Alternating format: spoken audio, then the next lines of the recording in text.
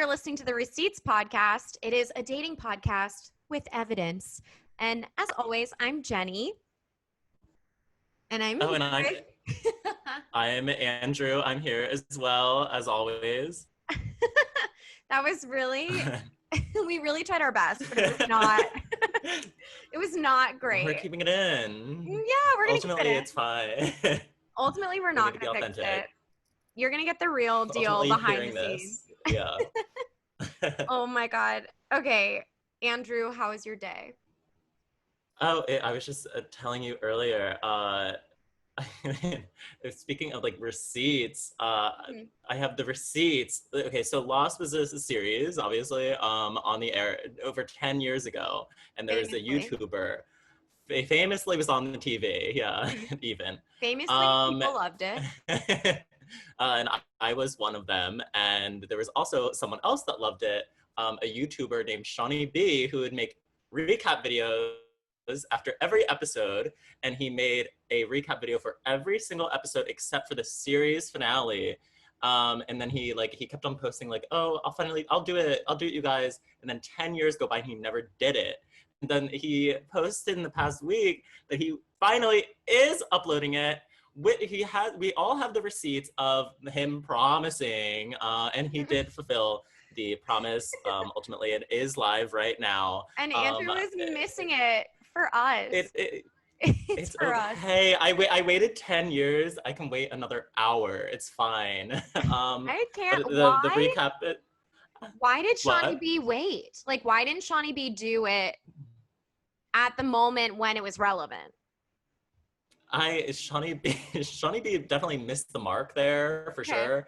But you know, there are like a select group of us that actually still care about Lost to the point that we care about where a YouTuber is that talked about it, you know, and so I'm in that small little percentage, and I'm thrilled that he's back. I'm so happy for you. I love Seanie B. Yeah. God bless Seanie B. Shout out to Seanie B. At the end of Lost, they're all dead.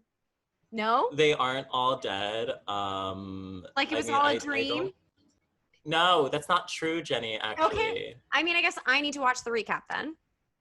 Yeah, you need to watch the recap. The recap is live. Seanie B. They aren't dead the entire time. Okay. I mean, I just watched, okay, so the content I'm taking in right now is very different. I just watched Work It on Netflix, new dance movie. Okay, it's living in the same genre as Step Up, as Step Up 2, Step Up to the Streets. It's living in the same genre as Save the Last Dance, Julia Stiles, where it's like there's one character who's not a competent dancer who works with a sexy, very competent dancer to be a better dancer, and they hook up, and it's a dance movie, and it's thrilling for me. So I watched it last night. Yeah, it's on Netflix with Liza from YouTube, another YouTuber. Liza Koshy, yeah, and Sabrina Carpenter, who is a pop singer I've never really thought about, but now I'm thinking about her. And also Jordan Fisher, who is so cute and was in like all of the like Grease Live and Rent Live. Yeah. Not that we want to think about Rent Live ever again, but he was in all of those. He was so cute. And I watched the dance scene that's like the sexy, they're going to make out for the first time dance scene 3 times last night. Like I stopped the movie, rewound, watched it again, did that again, and then finished the movie. It got me. At the end, were they dead the entire time? No. Or at the end, they're gonna go to college and they're gonna study dance because they were in high school. Wow. Very much alive. That is actually how Lost ends. Yeah. They all study dance in the end. They all just are you're obsessed with dance culture. I do love dance culture. I don't feel like a competent dancer, but I love people who are good dancers. What was the premise of Dirty Dancing? I've only watched it like once. She's not a good dancer. Same, lives in this genre too. She's not a good dancer. She goes on vacation. Her name is Baby. Her character name is actually Baby. And the dance instructor in the Catskills is Patrick Swayze, and he's hot and he's older than her. She's like maybe a high school student, and he's like a 20-something. We don't know. And he teaches her about grinding, and it changes her life, which is also how I feel about when I learned about grinding for the first time in middle school. Changed my life. Wow. I remember there being like a watermelon in that movie, right? Is there a watermelon? Very likely. That wasn't the part Okay, that cool. stood out to me. That didn't stand Well, out to it me. was for me. The part that was The most important watermelon, to that me was for me. is the leap, obviously. Yes. You know, the leap, the Wow. catch. Brave of you to say. Yeah, really brave to say my favorite moment is like the most memorable moment. But yeah, I love a dance For movie. me, it was the watermelon that may or may not be in the movie. Yeah. But yeah, that's it. Wow. That's what I've been doing. And truly I love that. no receipts to speak of for me. I have been trying. There are 2 people in my life who have been trying to text and trying to book to do this / trying to hang out with, who have been both very bad at texting me back. And then I saw on Instagram they were hanging out together, and there is nothing more painful. I just need to say. Wow. I don't have a so receipt sorry. for that because the whole purpose of that story is that they're not texting me. So there are no No, receipts. but you have the receipt of them hanging out together and Yeah. like talking about ghosting you the entire time. Yeah. Yeah. Yeah. That I'm sure I sucks. was not brought up once, which is fine. That's okay. I just, I'm like, I was literally texting one of them. No, And they were at the probably time like, it was happening. they were probably like drafting like responses for you together, and they were like, Right. "Hey, can we meet up? I really want to go over what I want to say back to Jenny." Yeah. Let's make sure it's really like it's gorgeous. Really good. A response. Yeah. Let's make it beautiful. Yeah. Oh It'd be man. really great. I just in this age where if you're gonna post Instagram stories all the time, it's not easy to ghost people. Like we can find you. We know that you're out and about loving your life, you know? What happens when, like, I know this is like absolutely toxic, but like what happens when you call people that have you ever done that when you're like having gotten a response and you called them literally? Have you done that? I have done that with people I'm dating. I haven't really done that with friends that I'm worried don't want to be my friend. Yeah, right. Because then that would send them like further down the path of not wanting to, right? Yeah, being like, oh, she's really being aggressive and trying to reach out to me. I've done it with like, there's someone I'm dating and I'm like, you better still be into me. And if you're not, then I guess like, all right, push it over the edge. But like, and with like super close friends, I'm generally not nervous to call, you know? But no, I think it would have been really like, it would have been probably pretty toxic if I called after I seeing a story. Yeah, if I just like picked up the phone and been like, okay, hello. So you guys are together and I've been trying to reach both of you. Please just talk to me ultimately. Yeah. Please. Yeah. That's so sad. I'm sorry. It's okay. No, I'm fine. I mean, I brought it up obviously on a podcast, which means like I do care about it. But I think I just need to be more open about how it makes me feel when I don't get responses. Right. Yeah. You know, it's so sad. It's hard to be vulnerable. Okay. Do you ever see? No, I just had this Seanie B tale. And that was my week. Yeah. Huge. Really huge. Huge. Huge. Really huge. Okay. Hopefully these people won't take 10 years to respond to you. I hope so. That would be really sad. It would be really upsetting, and I hope it's not 10 years from now. I'm literally hoping it's tomorrow. I'll text again. Don't worry. I'm not giving up on this. I'm gonna text again. And then what was the last text? With one, it was like, would love to have you. You don't mind me asking? Like, what was it like? One was about like booking. So it was like, oh, would love. We had been talking about trying to find a time, and then I just was reaching out, being like, oh, maybe could you do tomorrow? And like, I literally sent 3 texts in a row with like time in between. Yeah. Nothing. And then the other, it was more like, oh, let me know when you want to hang out. Like when you're free, like I'm back. I've quarantined for 2 weeks. I just got my results 10 days later and I'm COVID free. Or I was COVID free 10 days ago. I know. So that is major for you. Huge. So I texted that basically, and then haven't really heard anything, like just trying to make plans. It's Yeah. all in the setting a time and date stage where this happens. Yeah. Something scary about like making a plan, I guess. But you're being vulnerable. You're being vulnerable. I'm being very vulnerable. You're right. Yeah. Very brave. Please hang out with me. Yeah. We will hang out soon now that you don't have that virus that's going around. I know. I'm so excited. Yeah. And I'm also very excited about our extremely special guest today. He's a major star. You can catch him on Nikki Fresh on Quibi, starring Nicole Richie. And guess what? It's renewed for a second season. Everyone, please welcome Jared Goldstein. Hi. Hi.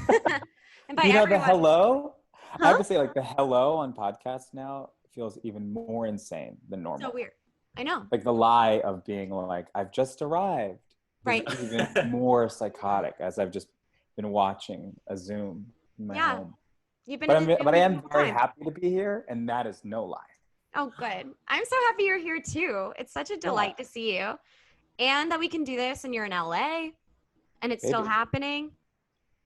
Here we are. Here we are. So how are you? What's going on with you, Jared? I'm doing well. I enjoyed your stories about musical dance movies. Yeah. And about Lost. Mm-hmm. I have nothing to contribute to those stories, and I wish I did. Have you ever seen a musical dance movie? I have. I saw Rent. Okay. I saw like the live Rent. Okay. And so you saw Jordan. it almost. Who did he play? Mark. Okay. I saw that. I went to like a big gay viewing party. Oh, cute. And it almost ended a friendship. No, why? Apparently, I laughed at the wrong parts, and my friend was very upset. I thought we were watching it ironically, right? But they were very there to watch it sincerely, and I mean, I get that, but also I think even a big Rent lover watching that version of Rent has to be like, okay, this is a joke. We're not watching the real show. We're watching the dress rehearsal. This man is in a cast, like the hot, sexy rocker cannot move. Like it was no. Even for someone who was like Rent was life-changing and it's my favorite musical and like everything about it is perfect, can't watch the live version of Rent and think, yeah, this is a masterpiece. We have to take this seriously. Wait, did they like pull you aside and were like, can you stop laughing? This is the thing. Very serious. This is the thing. No one pulled me aside. I found out I could pull up the receipts. I'm not prepared with this, but I got a text message about it. Oh. About how everyone was so upset with me, couldn't believe my behavior. Oh my God. What? Wait, you got that text like during or after? No, I think it was like weeks too, which was like a part of what like made it so like so extra. It was like weeks later, somehow it came up. I think like, I forget how it came up, but I was told exactly how inappropriate my laughter during like the sad scene was and how absolutely gobsmacked everyone was that I was laughing. Wow. Oh so you laughed during, was it like the funeral portion? I don't remember. I really don't even remember. Okay. But it was definitely like a sad part, and something about it struck me as funny. And I released some laugh sounds. And look, here's the thing. I have like a pretty obnoxious laugh. I think I keep a lid on it. But I know that I have an obnoxious laugh. So I kind of gave him that much. But yeah, definitely. Wow. Not a great day. Wow. Yeah. I can't believe the live version of Rent on Fox almost ruined a friendship. Believe it. Did it ultimately ruin the friendship, or it was just like a... No, you know, we talked through it, and we're on the other side now. Yeah. Good. And I think we have a better understanding of who we are. That's good. Yeah. I'm happy for you. I just worry about like, maybe don't go if they ever invite you to another like live viewing party. Yeah. Yeah, that'll definitely be in my list of don'ts. Yeah, maybe think about it before going, because I generally find them to be disappointing for different reasons depending on the, the live. I also really understand like not wanting to be interrupted or have your like viewing experience ruined, but then also like watch it alone. Yeah. Right? Like don't go to like a bar to watch Drag Race and be like, it's really loud in here. Right. Oh no. Yeah. No. Watch it at home, you know? And don't. Yeah, exactly. Yeah. If you really want to take your time with it, watch it in your living room, babe. Yeah. Yeah. Yeah. Yeah, totally. So, okay, what's going on in your dating life right now? I am single. Gorgeous. And against all CDC regulations, I am dating. Okay. Yeah. Fun. Yes. Yeah. Yeah. Apps. Yeah. Social distancing, walks, etc. Cute. How has that been? I guess it's been kind of nice. It's like basically like at the start of all of this, I thought, let's get a boyfriend. Right. I've never had a boyfriend, like a capital B boyfriend. It's like, let's do that, right? Yeah, no 100%. reason not to. It would probably make this like easier and more fun in certain ways. So I really kind of prioritized that. 5 months later, I don't have anything to show for that effort. A good plan, though. I think a great plan. Great plan. Yes. Solid. Yeah. I see no holes. Yeah. Right now I'm reading On Fire by Naomi Klein, and she talks about the importance of planning. Yeah. So that's what I'm doing. Or wording, just thinking this. Yeah. Thinking about boyfriends, putting boyfriends up on the walls. Yeah. Is good for the environment. Yeah. So yeah, it's been pretty good. I have tomorrow, actually, I have my very first FaceTime date or Zoom date. Cute. Okay. Yeah, and I was kind of hoping that I could get some advice because I've only gone on maybe 2 dates and they were both like, let's take a walk. You know? Yeah. And was that fun? I generally like walking with people that I'm trying to learn more about because there's something about like doing something while talking that makes it a little easier. Totally. Yeah. Yeah. I'll say one of them was difficult because he was a very fast walker. Oh no. So like the whole time we're like kind of like you're kind of like negotiating your distance with each other, with the people around you. So there's a lot to kind of like keep in mind, and he was just going. So I literally was just looking at his back the whole time. Oh no. I'm like, this is crazy. I'm like looking at your back. Like, right, all like, right. Slow down. He's trying to impress you with his strides. Was he like taller than you? Did he have longer legs to do these strides with? Sure. Yes and yes. Wow. Yeah. So you're gloating because you're seeing taller men. That's cool. I know. Honestly. Yeah. Either I'm bragging or you're insulting my height and leg length. Yeah. Also that. It's kind of both. It's one of them. It's both. There's a duality there. Yeah. Okay. And then the second one. The second one, he brought his dog. Cute. You would think. Yeah. You would think. Adorable. I'm a dog person. I really enjoy dogs, but then I think again it was the same thing of like he had just gotten the dog. It was a very big dog. He hadn't yet like really gotten into his rhythm with the dog, and it was a very similar like negotiation of space, and I felt really stressed. I felt like very aware of like, where's the dog, where is he, where am I, where are the pedestrians, and it wasn't very relaxing, to be honest. But then by the end of it, he asked me if I ever wanted to work on anything together, to let him know. So like collaborate on community. I wonder if that was a date at all. Yeah, was that a business meeting? Yeah. With the dog? At one point he said to me, I really want to get back into improv. No. There's no way. There's no way to shut down a date faster than saying. So, I mean, if that's a business meeting, then we were briefcases out. Yeah. Wow. Yeah. I think. But look, he is a great guy. He was a great guy. It just wasn't right. Wasn't the right thing. Totally. I mean, like you would never go back to improv, I assume. No, I mean, unfortunately, I took every level of improv, and it never got any better. It never stopped feeling like the very first day of class. I would bring a change of shirt because I would flop sweat through my shirt. Oh no, Jared. Yeah. Just like working up a sweat with yes anding. Yeah, just so, oh God, it's so bad at it. Ah. I mean, there's a reason I think that the improv theaters are in trouble. I don't know. Have you guys done improv? Oh yeah, I've taken every level, advanced placement, baby. And I really got frustrated. AP.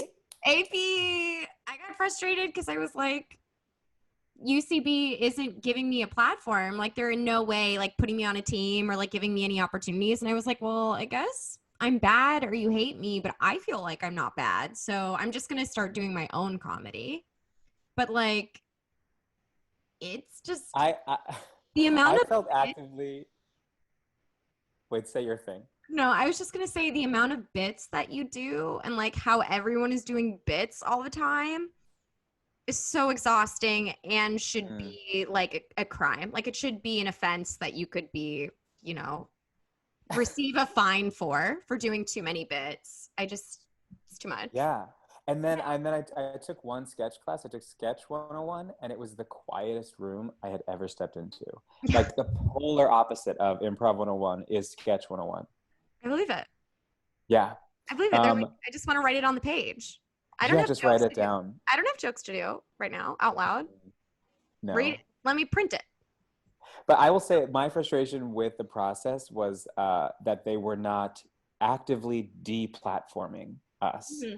They were really like promoting us and encouraging us at a performance that we were all very bad at and should not have been encouraged to continue. Certainly not encouraged to invite our families to our graduation shows. Mm-hmm. Woo! Those were tough. They were. We're lucky our families still want to keep us. Yeah. After wow. Okay, so these two in-person dates, you met both of them from apps, I presume? One from Twitter and one from, I guess not. One from Twitter and one from Instagram. Okay. But I am on the apps. But it's not very fruitful. But tomorrow's Zoom date will be from Tinder. Okay. And how are you? And I have a receipt that is actually about improv. I didn't mean to talk about improv this much. Oh my God. Here's the thing. So the guy is so nice and great. So our conversation was incredibly boring and like not podcastable. But there was one moment. Do I just sort of read? Yeah, just read it to us. Okay. Yeah, and give us a little more context about who this person is. Okay, so this person is a writer that I met on Tinder. Okay. He at one point was in Chicago. So I asked him about that, and I asked him that if he was doing comedy in Chicago, and he said no, but a ton of my friends were. The number of bad improv shows I've been forced to attend. ... And then he said, "What brought you to LA?" And then I said that I moved here because my friends moved here and I missed them. But in New York, I was a child actor and I am now a comedian adult. And then he said, "Moving for your friends is honestly so wholesome and nice. Hope I didn't insult you by talking about bad improv, chatter teeth face." And I just thought it was sweet that he would even worry about. Yeah, that is really nice. That is really sweet. The improv community and my sort of like complicity within it. Yeah. Yeah. Have you guys been on like Zoom dates? Okay. I did one like the first week of quarantine because like I feel like I needed like my fill or something. And I think we talked about this, I guess like soon after it happened, but yeah, no, it was so bizarre. We were just like both in our rooms, just like talking. Maybe it was just generally like there was nothing there, but it was really nice to be at the end of it, be like, okay, I can like leave and I'm already in my room. Like I do not need to commute home. Like I didn't spend any money on drinks on a bad date, you know? Mhm. It's just like truly like I can lie, like, oh, like my friends are like texting me something crazy right now. I gotta call them, you know, and then never call back. So Yeah. yeah, no, it was fine. It's just like it is so weird. Yeah, Yeah. I Yeah, have, nice to not have to commute. yeah, for sure. no commute, no money spent. And you don't even have to dress up on the bottom if you don't want to. Winnie the Pooh Mm. it, whatever. Sure. I used to bring dates to comedy shows, which I know is like there's this like cardinal rule: do not do that, don't do Yeah. that. People Um, generally say don't. yeah, and They say they're don't. right. They are, that is the thing, they are right. But I also just felt like for me, like I've never been in a relationship. I would like to be, but it's not been a part of my life yet. And like dating has been a lot of shenanigans and nonsense and buffoonery. Yeah. So I'm not going to clear a night for it. Yeah. And in trying to like make time for one, it just always worked out where it was like, well, I am around every night, but I'm not like entirely free. If you want to like come to this show, like we could do that. Um, but Yeah. that was just definitely just like wrought with failure and problems. Mm. Yeah. I understand. I know why people say you shouldn't do that, but also I understand wanting to do that so that, um, yes, you don't have to make special separate time to most likely be disappointed. Like you don't have to clear your night to then like, usually Yeah. it's not going to be a good date. Like totally get that. And also, I mean, like you very much shine in those settings, Jared. Like you're such a good stand-up. You're so funny. Oh, So thanks. yeah, you're amazing. So Yeah, it's, I felt like it would be like a fun thing, but yeah. many times no. Like absolute meltdowns, people storming out of bars, like just Who are whew. those people? That was just one. That was one time, but it really sticks with you. Wow. Yeah. Yeah. Um, I don't know. I guess like it was at a show that was like out, like far out of town. Mhm. Um, so I told him, like, I think I was like telling him like my schedule, and he was like, "Oh, I really like comedy. I'd love to come to a show." And I was like, "Oh, okay, I have these shows coming up. Like, probably don't come to this one because it's really far." And he was like, "No, I want to come to it." And I was like, "Okay." And then he did, and I found out that he Ubered all the way there, which is like a long Uber. And then at the show, it was like very crowded, and I don't know. I guess I was just like I really wanted to do like a good job. It felt like an important show to me, so Mhm. I wasn't like the most attentive as like a date, like a capital D date. Right. But you know, I gave him my drink tickets. I got him some pizza from the green room. I really tried to like, in a ways, I felt like a single mom, like sitting, you Yeah. know, like you set up your kid at the bar. You're like, here's your juice, here's your homework, here's your game. Mommy's gonna go work. And then I think he felt neglected, which honestly, like if you're there feeling like you're on like an official date, it probably was neglectful of me. Yeah. That wasn't my side of it. But Yeah, that's hard yeah. because I don't know if coming in that people who aren't comedians know that part of the process of being on the show is like waiting to do your set, wanting to be in the zone to do your set, like Yeah. schmoozing with the people who are there because they're the people who book you on other shows, and then doing Mm-hmm. your set, and then you're done. But And then like it's not until your set happens, you're on the clock. Like yeah, you're not, totally. you can't necessarily be that social until after you crush. Yeah. Yeah. Yeah. Yeah, that's tough. I when I was dating, because right now I have my boyfriend Jeffrey who has seen me do shows, and he understands, like he understands that that's what's going to happen when it's a show. Like he's not really going to get to hang out with me until after the show's over, so he'll bring a friend with him. Like he doesn't generally come by himself so that he has someone to hang out with. But when I was dating, like I wouldn't invite people to shows until after a few dates, so that I wouldn't, Yeah. mostly also because like I don't feel like I crush consistently, so I was like nervous. I Mm. was like, you know, I don't want to have too much pressure. Like, I want you to already know me and kind of like me before you see me like do what might just be a fine set. But that's very smart and considerate of you, and probably why you now have a significant other and I have this plant. It's a beautiful plan. It's beautiful. Thank you.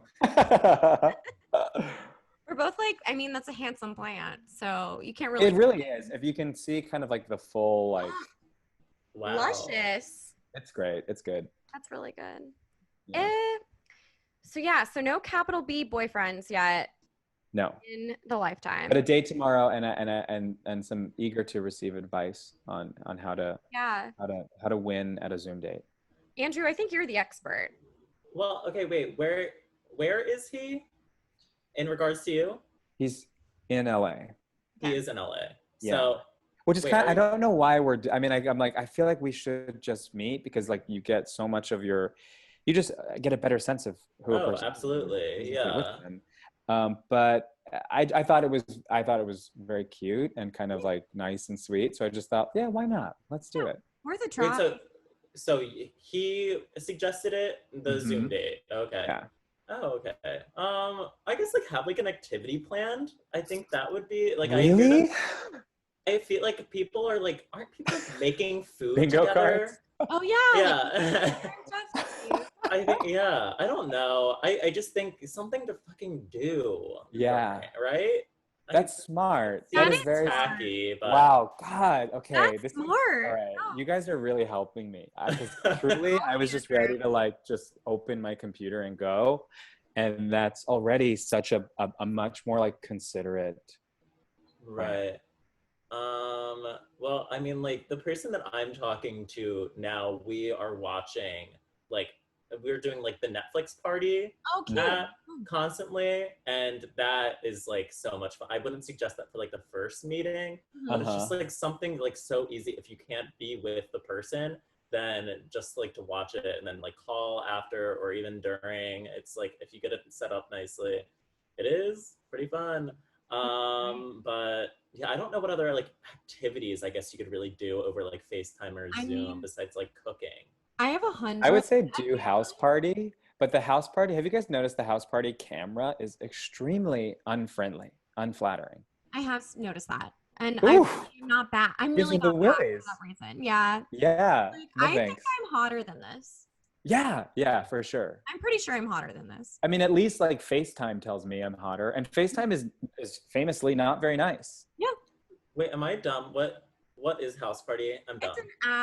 It's an app where you can like meet up with your friends in the app, and like they have activities and stuff to do that you can see each other while you're calling, and you also like can play games.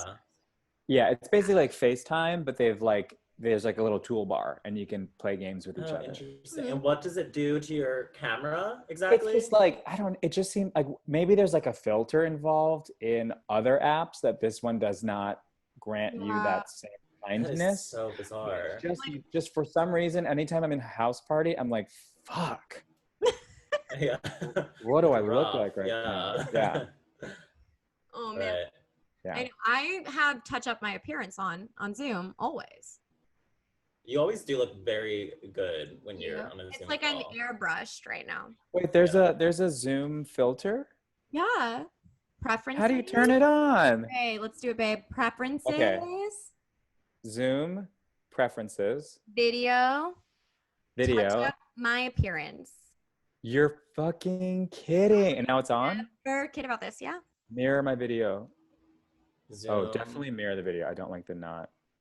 Wow. Let's not click enable HD. We'll leave that out.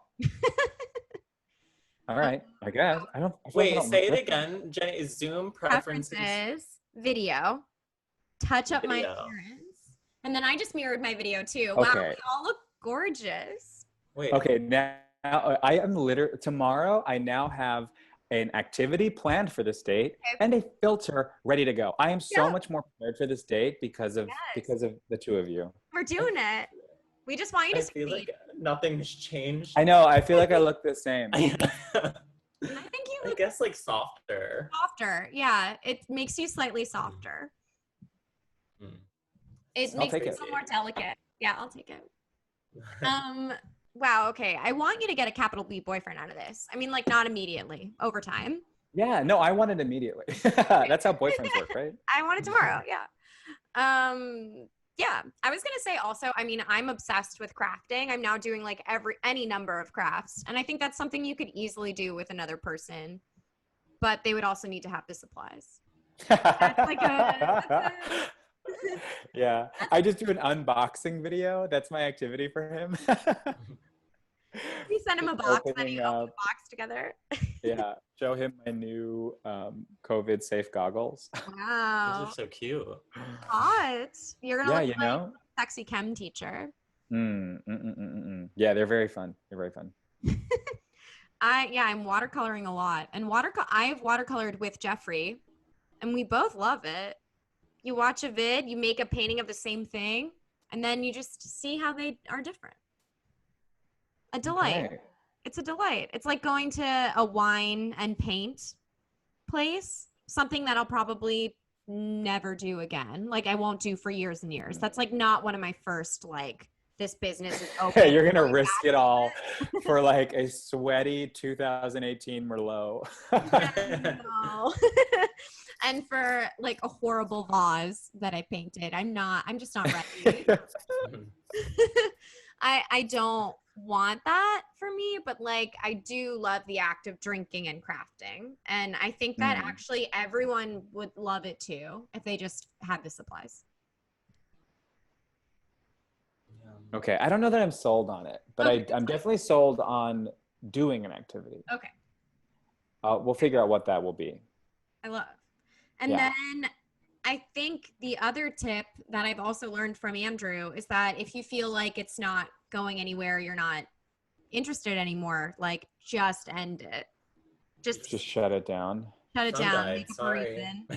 Yeah. I really hope that doesn't happen. I hope not too, but that's just like SOS moment. You need to go. You need to get out. Just turn the computer off. Abort. Yeah. All right. What else? I don't know. It's very interesting because, like, what do you talk? Like, it's the same first questions, right? Yeah. Like, what do you do? How's your apartment? You could go on an apartment tour, even, which is an apartment tour. I think would be so much fun. Okay. I think I might give him a tour of my water heater that I just fixed myself. Wow. Because I feel really good about it and also really mask about it. Yeah.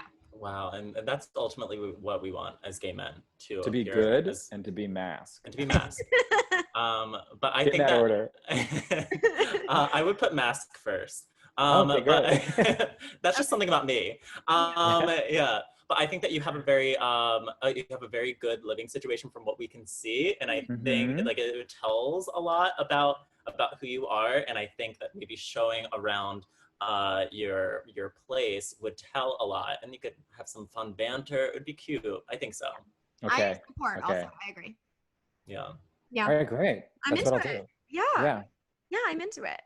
So prior to like pandemic dating, what was kind of the like longest, most serious thing that was happening for you? Like was it all just casual to nothing, or? The longest was like maybe 3 weeks. Wow. Yeah. And it was a fun 3 weeks, but a finite 3 weeks. Yeah. Yeah. Yeah. That's so hard. But basically like I will get on Grindr annually for about 2 weeks. And I have never met up with anyone from it. I kind of just use it like a sexy video game. Yes. Yeah. And I've been on it as of maybe like a week and a half ago. And a highlight has been a potential suitor mistaking me for a 23-year-old Asian pop star. Okay. Yeah. He messaged me, "Is your name Conan?" Wow. And but rather Conan O'Brien. Yeah, right. But referring to Conan Gray. Okay, I need to Google him right now. I want to know what this man looks like. He's very popular among Gen Z music fans. Oh yeah. Super cute. Like Oh no, he didn't like really look like him though. Yeah, not exactly, No. but certainly like if we had to go ahead and select a celebrity lookalike, it's gonna go ahead and be Conan Gray. Yeah. Or the haircut. True, like the haircuts you guys have is the same, I would say. Right.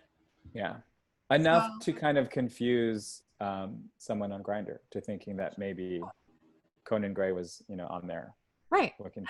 looking for a Zoom date. Conan Gray's just really hoping to not leave his house and get some flirting on. Totally. I mean, yeah, I feel like it's probably not that hard to trick people on Grindr. Not that I'm there, but Wait, sorry. When you're posing as a man on Grindr trying to hook up. not that I'm doing that. Not that I'm catfishing men on Grindr, but I feel like you could do it. Sorry, when you Google search Conan Gray, people also ask, like a suggested search is, does Conan Gray have a twin? Which I think is fascinating because I guess they might be thinking about you. And what a weird question. I mean, I think I'd be flattering myself to assume that I was the twin in question, but I mean, it's very possible. But also, here's the thing: when you look like me and Conan, people often it's people remember seeing you, and there's many Eurasians, many young Eurasian men with long hair out in the world, and when people see them, they remember and sometimes think that it's them again when it isn't. Like sometimes people meet me and they think that they've met me before, and I don't press them too much about it, but I always sort of quietly assume you just have met a Eurasian with long hair. Wow. Yeah. Wow. So that might be a part of it. Or I'm almost as famous as Conan Gray. I think that. Yeah. I think that. I think honestly, yeah, it's definitely that. I think Conan Gray should be boots right now. That you're like there and you're coming for him. I'm coming for Conan. Yeah. Really, like, I don't know. He probably auditioned for Nikki Fresh too. Oh my God. Wow. I'm so glad that he didn't. Actually, I didn't either. Really? They just no. They called me in for a meeting, and then 20 minutes in, they were like, "So your fitting is next week." What? And I was like, "What?" That never happens. Yeah, it was really wild. That's so special and amazing. Yeah, because I wonder if I had to audition, if I would have gotten it. I never like to think about that, and I never will. Yes, let's not think about that. No, I can't. Why ask ourselves questions like that? I can't think about that. I'll never sleep. I'll never sleep again. I did. Competitive acting. It's weird, Right? It's really difficult and it is draining. But I guess that's so much a part of acting is like awards and auditions, and it is as competitive as any sport. Yes. And I'm in an acting class right now. That's 3 hours a day, every day. And it's like Olympic athletes, they're training 9 hours a day, every day. And like, you should be the best at your craft if you want to do this for real. And I'm doing this because I'm like, well, when else do I have this time? Yeah. It's giving me something to do. Also, like, Jeffrey's not here and I miss him a lot. So like this 2-week acting class is really like fitting in right now in like the perfect amount of time, because otherwise I would just be like truly so lonely and horny. Like I just said at the beginning of the podcast that I watched the same scene of the dance movie 3 times just to get like some good grinding and a steamy makeout. Like, I thought it was for the acting class. No.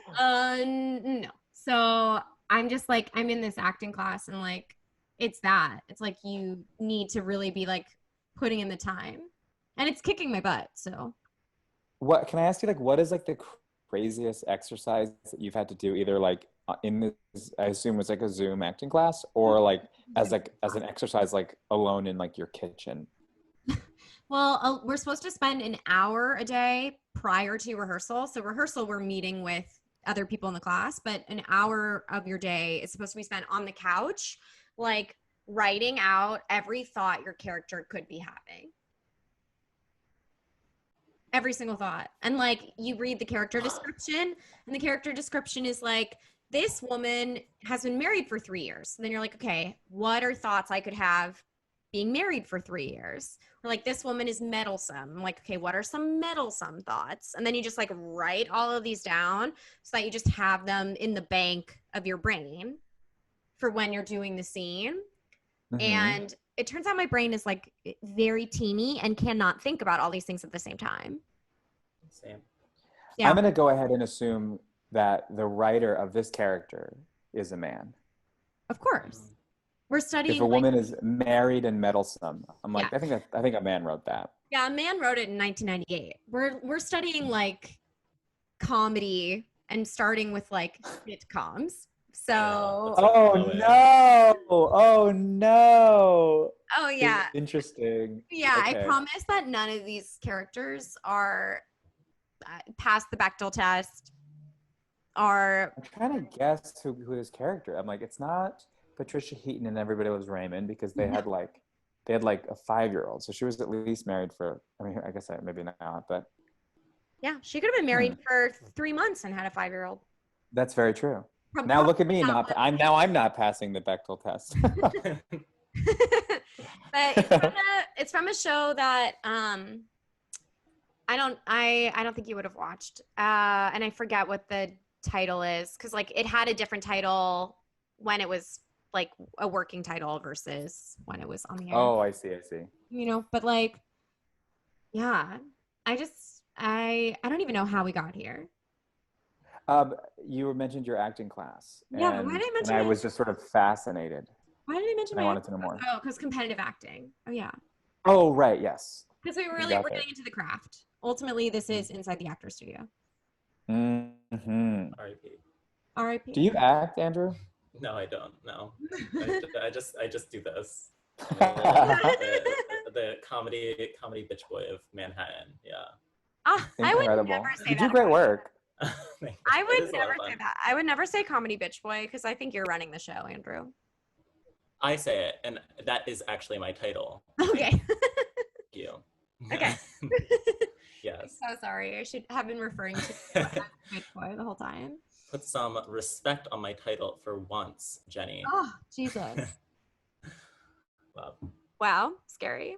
And I'm gonna send you a text about this moment 10 years from now, just being like, hey, are we good? Yeah. Just to make sure. Yes, absolutely. Yeah. Wow, I'm just really, Jeffrey's my first capital B boyfriend. And it happened at 28. So, how are you feeling about it? I'm loving it. I'm loving having a capital B boyfriend. And I think this is what I've assessed. Mm-hmm. That's different. He's a nice person.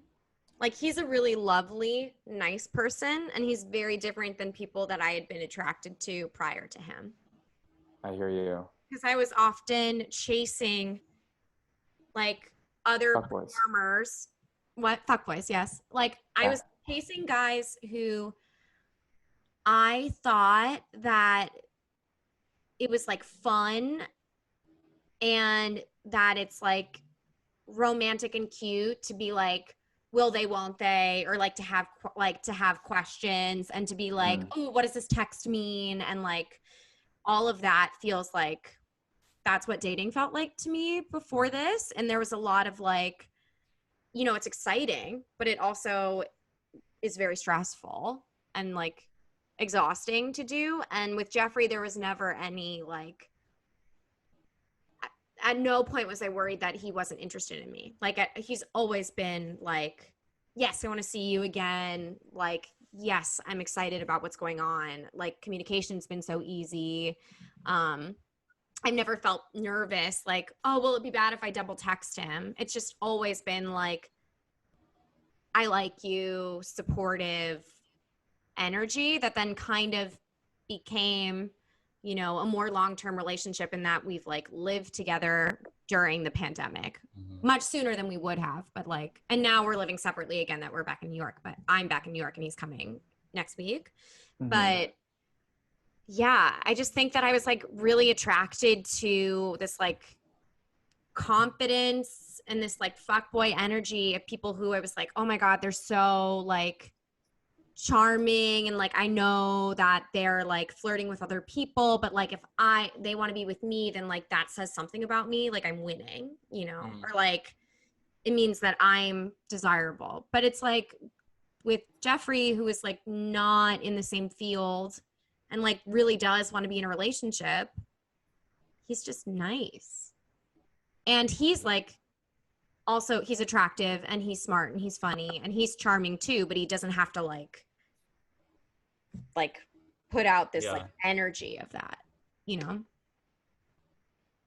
Also, as he tells about Jeffrey, I'm imagining Ina Garten's Jeffrey from The Barefoot Contessa. Oh my God. Well, it is actually, yeah. Jenny's boyfriend actually is Jeffrey. He's in the Hamptons right now, and then next week he'll be back in the city. Yeah, I'm actually like, I'm in a throuple with Ina Garten. So at the end of the day, I just don't talk about it because I don't want to make people feel bad. Right. You know? And it's none of your business. It's no one's business but you, Ina, and Jeffrey. Yeah. Yeah, it's just for us to know. Yeah. So, but yeah, I don't know. Does that That's speak what to dating anything? is, yeah. Yeah. Does that speak to anything? I actually think it would be great to be in a throuple. Yeah. I think that would be like ideal, if possible. Well, what about a throuple seems ideal to you? I know that like sometimes when I hang out one-on-one with a friend, they're like, if you haven't seen a friend in a long time, a one-on-one is perfect. Yeah. But sometimes like when you get into the rhythm of seeing someone one-on-one, it can kind of start to feel like the two of you are just now like next to each other. Mm-hmm. And when there's a third person, there's always just this sort of like kinetic triangle of like, well, if one of us is tired, then it doesn't, the group doesn't have to suffer, you know? Yeah. And I think adding a third person definitely does add like, there's a little bit of intrigue, things go in a different way. Like there's exactly like people can team up on the other one. Like there's always everything just I feel like it just kind of puts everyone on keeps everyone on their toes. Yeah. A third person in a way that I very much need, because I think a problem that I have is like I get too comfortable with people, and I like something I need to remind myself sometimes is like I need to remember to treat old friends more like new friends. Yeah, like put in the time and effort and the work to be like, exactly. I want to have a strong friendship with you. Like I'm trying to establish something, like still putting in the same care. To not get too comfortable with people and kind of forget to like give them like your best like active effort. Mm-hmm.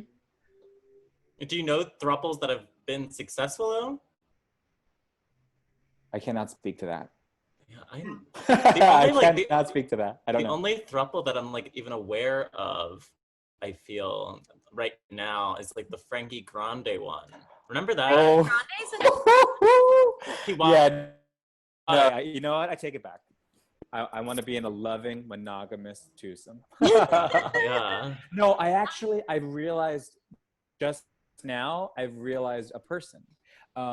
Who we probably all know, who is openly in a throuple, but I also don't need to out them for any reason on a podcast. But we all know them, and they seem to be very happy. I think there's a way to be in a throuple. Aren't there apps that are specifically about that? There's an app called Field, which I'm on, but I've never once opened. I downloaded it and I haven't opened it. I'm on it. For me, the apps truly feel like video games. Don't they feel like that to you? They are. They're designed like video games. Like you swipe, like there's yes, no, there's a whole, you know. And you pay for like more features that are ultimately toxic. Yeah. Yeah, totally. It can like take time and your money, like a video game could. Yeah. Exactly. And you know, the graphics. At any minute you could be murdered. Yes. For sure. Truly. Yeah. You could be putting yourself into danger. You have to get out of danger. Like, 100%. And there's something really addictive about like swiping. The action of swiping is addictive. And also then now Tinder, you like run out of swipes. Yeah. That's and I often run out of swipes because I like with Grindr and other apps, I won't look at them for 3 months, and then one day I'll just go, this is what the whole day will be about. and then I start smoking. Yes. And before I know it, I'm told that I need to wait 12 hours. And I'm like, Yeah. Oh, I've had too much. Yeah. That's very silly. I remember in college, like, I guess when I first like got Tinder, I would like literally have like times during the day, so I could do like 8 a.m. I would do until I maxed out. And then I would have, yes. And then at 8:04. Yeah, and then I'd be like, okay, I'm back. Yeah. Hey everyone, I'm back on Tinder. Yeah. And so then I would go and do it at like 8 p.m.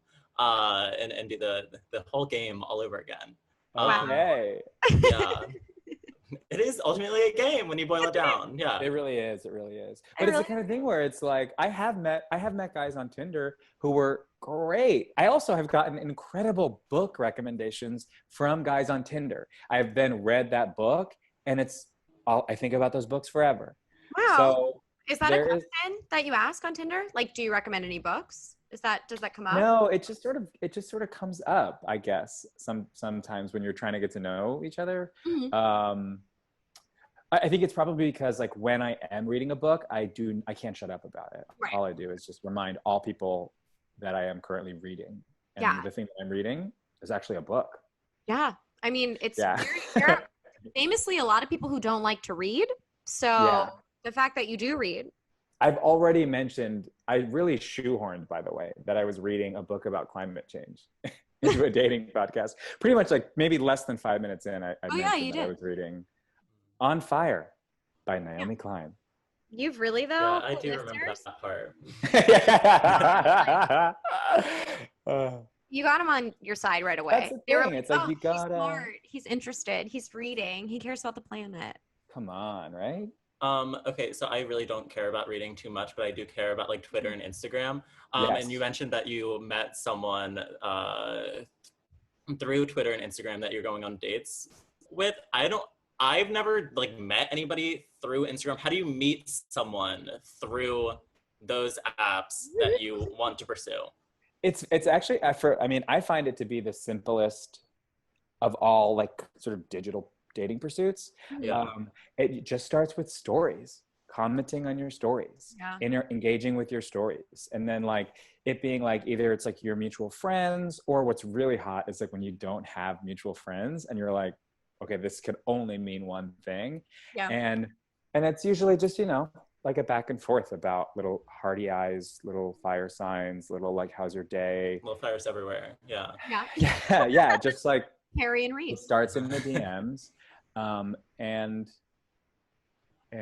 I think that it's fun because it's like, it feels really coy, it feels it's like very twee. Flirtation. Yeah. Like you're getting the real like flirtation out of it. And then those more often will like garner like IRL dates than anything else by far. And it'll be like really, in my experience so far, it's been really great guys that I've like sort of started to talk to through Instagram and DMs and stuff. Mm-hmm. They're like the most like naturally suited to actually be like in my life, mm-hmm. rather than just sort of like any old, it's like LinkedIn, like these dating apps are like LinkedIn. Like you're truly just like, we may have no chemistry in like a conversational friendship, right? And in that way have almost no reason to be dating or trying to. But have you ever tried deep liking something, or has anyone ever deep liked something for you, where they like find an old post and they like it just so you notice? I hear it's tactic. It's happened to me from people, and I'm like, no. But like no, for me, like instantly hard. I'm so sorry. That is like, but like if you do that, if you go back to like 2015 when I wasn't even like looking good, and you like it, and you're just like, just to know you're thinking. It's very good. It's very good to be seen. It feels good. Okay. But I don't know that I specifically have like a personal experience with that where I was like, oh yes, someone deep liked me, and that's how I knew. Because it's more swipe likes. It's like, you know which pictures are the pictures that they will like if they like. Mm-hmm. So when you get like, maybe like you have a new follower and they've liked 3 photos, you go look at which 3 and you're like, oh, okay, I know what this person's here for. They usually like the thirstiest pictures that you posted. And I also don't really post very like thirsty photos. So there is like, you sort of have, yeah. So it's like, it's very much like there's go-tos, because it's not like every week I'm posting some like new great selfie or something. So yeah, so there's the go-tos, and I go, oh, I feel like in this photo, that's the one. Yeah, they're down. You're like, I know. Yeah. I love it. That takes a little bit of the guesswork out, which is some, you know. How did you meet Jeffrey? We were set up. We were set up. So My friend. By his brother. So my parents, my mom met my dad through his sister. Really? Yeah. That's delightful. And honestly, I would be so lucky to have a son with Jeffrey like you, Jared. That would be my dream. You'd make sure he had a bob. Yes, I would get him a really good. You have kind of a lob now. Same. Yeah, it's kind of, I actually just cut it, and I can't believe how quickly it seems to be growing. I just cut it. Oh, thank you. I think we all look great. I would love to have a funny son with a lob. That's my dream. Yeah. I'm going to say if he has a lob, he better be funny, because people are going to have a lot to say to him. Yeah. Really toxic. Oh my God. Andrew, did you feel like that, like growing up, like you just had to be like, you what? had to like either be funny or just have some sort of like interpersonal defense mechanism for like, anytime you wanted to show people who you truly were, you just knew there was going to be some friction that you had to smooth over. Did you feel like that? Yeah, I remember like distinctly sophomore year of high school, when I was like deeply into Glee, that I was like, okay, this character Santana is like such a fucking bitch. She's so cool that I'm going to create my personality about being mean to people, you know? And so that I just like started like saying lines. It was so bad. I started saying lines that she would say to people, and then like they just shut up, probably because it's so awkward. But like, I feel like sometimes it ultimately worked. Like I remember calling Chelsea Stratton as sexy as a Cabbage Patch doll, and I was like, that's so mean. Like, why would anybody actually do that? But it really did shut her up. Wow. Okay, you're a joke thief? A joke thief, yeah. A plagiarist? A homosexual plagiarist, Andrew McGuire. Yes, yeah. You steal to learn, and now you can do it all on your own, Andrew. I know, yes. Now I'm just a natural bitch because unfortunately, Yes, that's so tender. I used to do a similar thing where I would like parrot movies, and this is the worst of it. I watched Biodome when I was a kid, which was like a 90s Pauly Shore movie. And it's basically it's like a buddy movie. I guess it was probably like inspired by like the Bill and Ted kind of genre. And it's like these two dummies get locked into a like scientific experiment that is like a perfect biosphere, and it's like, oh bro, and they like ruin it. But then also somehow like save the world. And we had an illegal cable box growing up, so we were able to watch smut like Biodome. And there was this. Basically, I learned the word masturbation from that movie. Wow. I didn't know what it meant, but I just knew that it was like a long, cool word. So I was like, I'm gonna just try it out. You know, just give it a whirl, see how it goes. And the time that I decided to use it, my mom was tucking me into bed. Yes. The cat was under the bed. We did not know. And the cat like freaked out and like scratched and screamed and ran out of the room, and we were very startled. And then I said, I'm probably like 8 years old. And I just looked at my mom and I was like, whoa, that was scarier than masturbation. And my mom was like, what did you just say to me under your covers right now in the bed with you at the same time? Horrific, horrible, terrifying, perverted, sick. Sick bastard. But as you're my mom saying would it's say. scary, so I think you're actually on her side. I mean, You're on yeah, right. Yeah. You're on the side Yeah. actually of, I don't know, of like Catholicism, maybe? Yeah, I was very Christian. Yeah, Oh my Jared God. Goldstein, a Christian. Yeah. Wait, that was the most like wild like lead up to that, because like I was like, how the fuck is this gonna tie in with masturbation? It ultimately did not at all. It didn't at all. But That is sort of like the joy of childhood. It Yeah. often is completely nonsensical. Wow. That's Yeah. beautiful. And I'm like ultimately happy you both grew up and are lovely and wonderful and made it through.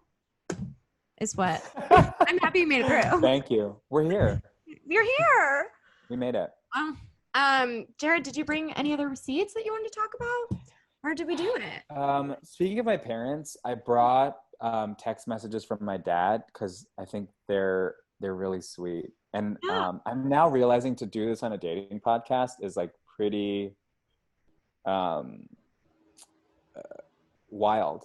But I also just thought like, I've never had a boyfriend, but I have had a dad. And my dad, like when I came out, it was like tough and like we really went through it. But he's now like really, really come a long way. And he'll just send me text messages that are so funny to me. And I screenshot them, and I have a little folder of the text that my dad sent me. So as soon as I thought I would do this, I would think, well, I've never had a boyfriend. I don't have like saucy text messages or like some like great breakup. Can you believe he said this? I was like, but I do have this folder of really silly things that my dad sends me.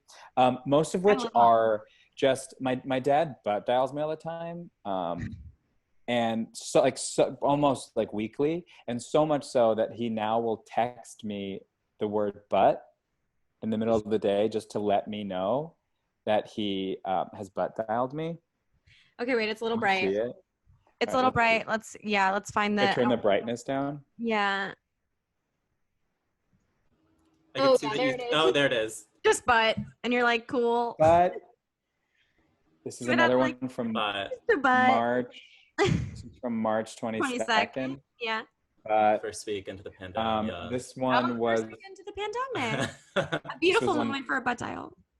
This was from Father's Day this year, but love the last message. Happy Father's Day. Cute. That's so sweet. And then he'll also just send me like, okay, yeah. Do you watch Shrill? Yeah. And in episode 2, but really good. Just in episode 2, but really good. Oh. Okay, and then look.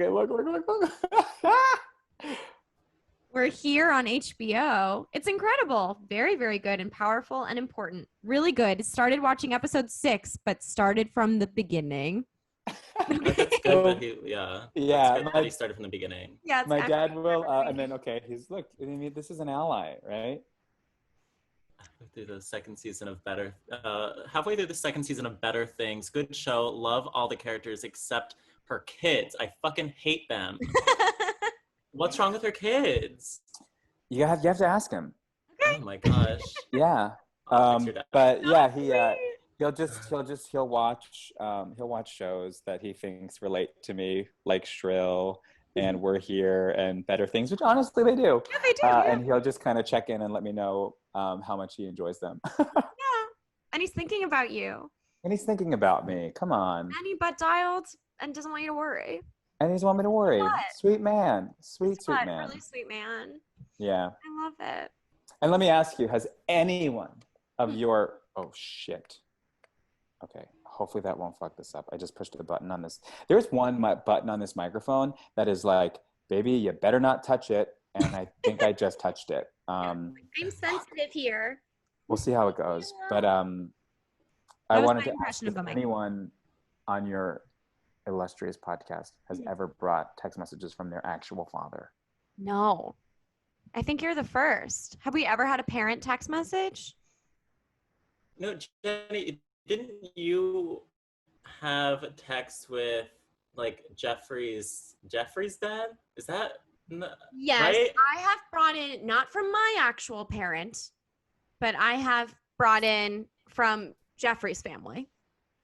Wow. So you are a game changer right now, Jared. You've really, like, you're breaking boundaries right now.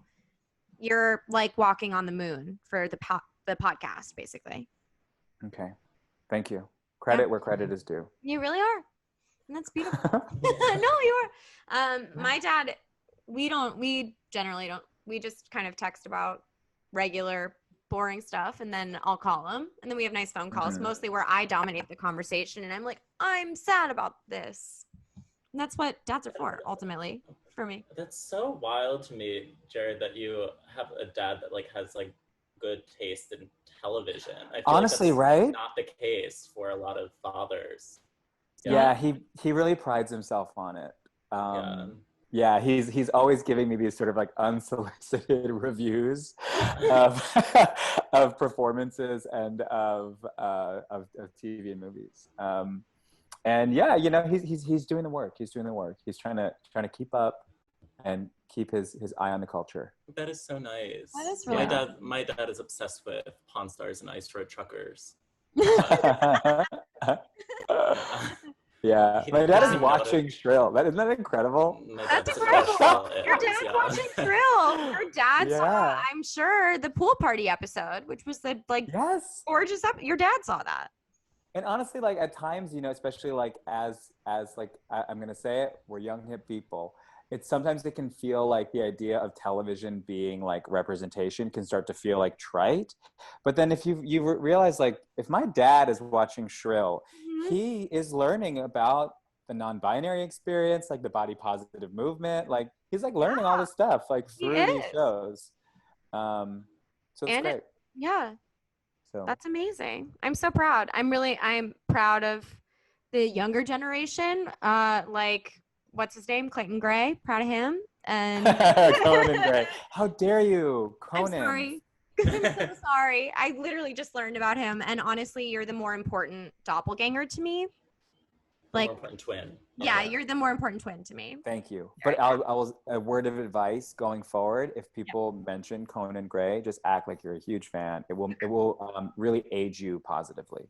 Yes, that's true. And I do want everyone to think that I am 21. You know. Exactly. Yeah. And if you know who Conan Gray is, they're like, this is a 21-year-old person. That's a 21. Wait, Jenny, who do you get told that you look like? Sarah Hyland. And oh yes, so much. Yeah, I get Sarah Hyland the most, and then I get Kate Micucci a little bit. Sure. Yeah. Sure, and then I get Mila Kunis, but when she was on that 70s show. Okay. So like, yeah, exclusively. Yeah. That 70s show, Mila Kunis. I see all of that. Thank you. Andrew, who do you get? Anything? Yeah. What do you get? I got weirdly, I got KJ Apa a few times this past month. I didn't know who that was. Yeah, I guess like they're having. What show is he on? He's on Riverdale. Okay. Oh, he's he has your hair color. I think on Riverdale, I wouldn't necessarily think it because he has horribly like orange dyed hair to play Archie. Yeah. But on The Hate U Give in that movie, he has brown hair, and you guys do look alike a little. Oh, I forgot that he was in that. Yeah, okay, yeah, I remember him in that. Yeah. He's the white. I would also say David Boreanaz. Does anyone ever tell you David Boreanaz? I honestly don't even know David Boreanaz. This is aging me poorly.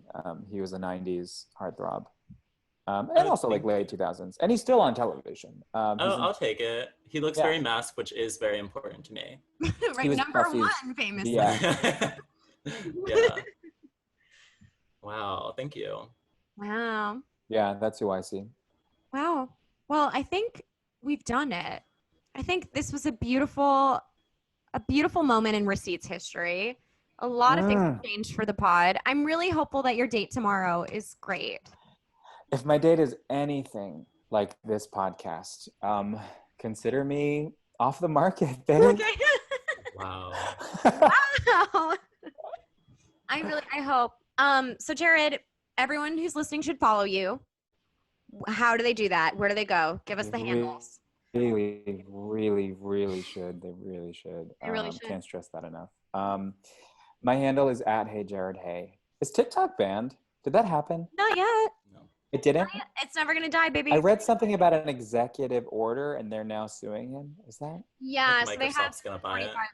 Yeah, Microsoft's probably gonna buy it. They have 45 days before something happens. Unclear what that is, but the order is like you have 45 days, and it's like 45 days till what? And then it's not banned yet. Okay. It's not banned yet. So should they follow you on TikTok? Okay. You know, if you feel so inspired, I would support that. I hope they do. I'm like, follow me on TikTok if you dare. Really, we're trying so hard to get the Gen Z market today. Yes. Yeah. This is follow me at Conan Gray. Yeah. Thank you so much to everyone who's listening. If you've been having fun listening to the pod, please rate and review it. Just leave us a little receipt. It helps other people find it. So that would be amazing. And we love you.